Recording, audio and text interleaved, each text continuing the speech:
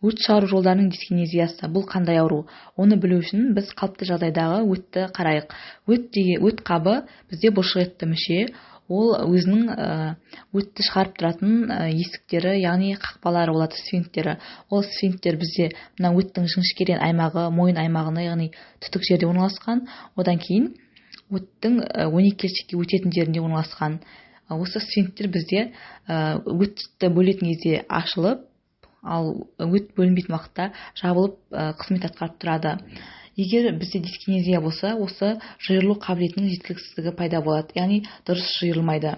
Оның пайда болу себебіне қарай біріншілік, екіншілік деп бөлінеді. Біріншілік ол невроздық, психогендік, әртүрлі дәрілер, мысалы морфий, апий, симпатомиметикалық дәрілерді қолданғанда пайда болады.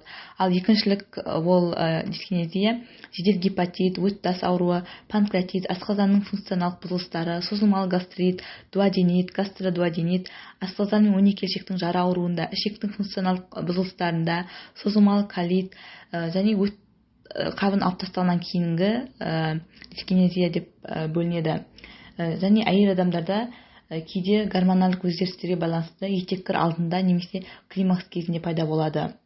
Бұл дискинезияның негізгі себебі біздің организмдегі симпатикалық және парасимпатикалық жүйелердің арасындағы қатынастардың бұзылысынан да болады.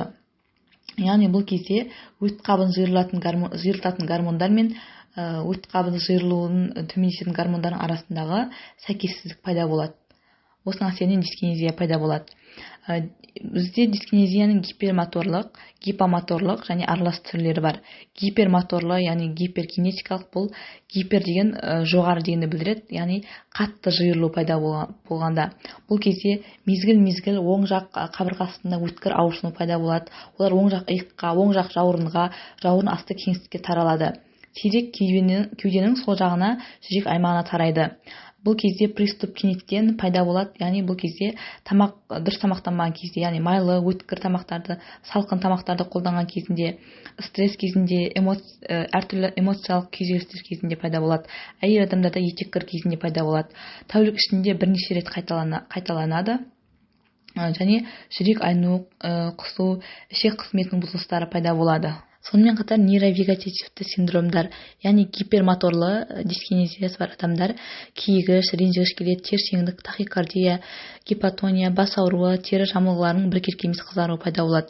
Ұстамадан соң адамдарда әлсіздік, біреу ұрып тастағандай сезім болады, ұйқышылдық пайда болады. Бұл кезде әртүрлі өт айдайтын препараттарды қолданғаннан кейін ауырсыну одан сайын күшейіп кетеді. Ал спазмолитикалық препараттар қабылдаған кезде ношпа сияқты ауырсыну басылады. Себебі бұл жерде қатты жиырылу пайда болып тұр, ал спазм сол жиырылуды басады. Бұл жерде өт айдайтын препараттардың көмегі болмайды. Сонымен қатар ауызда қышқыл сезім, күйдірген қышқыл дәм келіп тұрады. Одан кейін тілдің бетінде сары түсті дақтар болады. Гипомоторлық дискинезия, гипо төмен дегенді білдіреді, яғни бұл кезде өт қабының жиырылу қызметі төмендейді, әлсіздейді. Бұл кезде ауырсыну тұйық болады, тұрақты ауырсынуға пайда болады, және ауырсыну ештерге берілмейді. Жаңағы гипермоторлық кезінде ауырсыну қатты приступ тәрізді болатын болса, бұл кезде ауырсыну әлсіз болады. Және бұл кезде жүрек айнуы, іш өту, іш қату, іштің кебуі кездеседі. Сонымен қатар тамақ жеп болғаннан кейінгі кекіру пайда болады. Нәжістің түсі бозғылт ақшыл түсті болады. Сонымен қатар бұл жерде адамдарда үнемі ұйқышылық пайда болады, ұйқысына келіп жүреді, апатия кездеседі. Жиі гипомоторлық ұстама ол шамадан тыс эмоциялық жағдайлар болған кезде және дұрыс тамақтанбаған кезде оң жақ қабырғасында тартып тұрған шақта ауырсыну пайда болады. Жиі тамақ жегеннен кейін, жарты сағаттан кейін ауырсыну пайда болады. Іш аймағында ауырсыну, яғни бір қойды жеп алған сияқты ауырсыну пайда болады. Бұл кезде керісінше өт айдайтын препараттар жақсы көмектеседі, ал спазмолитик препараттар ауруды күшейтуі мүмкін немесе әсер етпеуі мүмкін.